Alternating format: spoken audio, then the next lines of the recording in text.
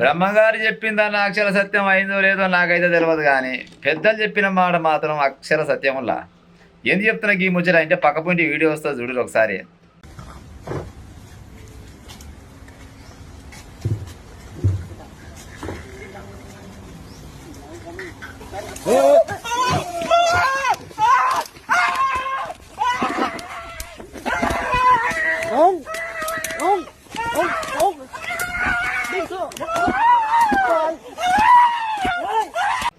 ఇంటి దీపం అని ముద్దాడితే నోరంతా కాలినట్టు అదేది ఆ థాయిలాండ్కి పోయిరంట. థాయిలాండ్కి పోయి జర జూ పార్క్లో పోయి అట్ట తిరిగి వద్దామని ఇద్దరు పొరగాలు పోయిరు. పోయి అక్కడంట పుల్లతోటి ఏది సెల్ఫీలు తీసుకోవచ్చట. మళ్ళీ పోతే అక్కడక్కడ కాసేపు సరదాగా తిరిగి రావచ్చట. మరి ఆ పుల్లకు ట్రైనింగ్ ఇస్తే ఇచ్చిరేమో, కానీ ఎప్పుడు పులి ఒక తిరుగుంటా. అది దాని పానం బాగలేదో లేకపోతే దానికి ఏమైనా ఇబ్బంది అయిందో తెలియదు, కానీ దాన్ని తీసుకొని బయటకి పోయేసరికి గిసోని కట్టె పట్టుకొని వెనక ఒక ఆయన చిన్నగా దాన్ని గోగ పట్టే గోకితే అది ఊకుంటుందా? మేము ఈపీ గోగా ఉన్నప్పుడు ఈపీ గోకాలు కానీ గిచ్చితే అది ఊకోదు.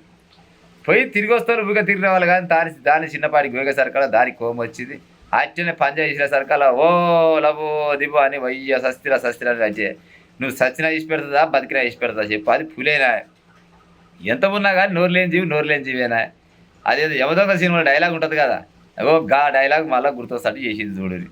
అందుకోసమనే ఎంత సాహసం చేయాలనో గంతే చేయాలి. అది మనుషులైనా కానీ పురుడైనా కానీ ఏదైనా కానీ.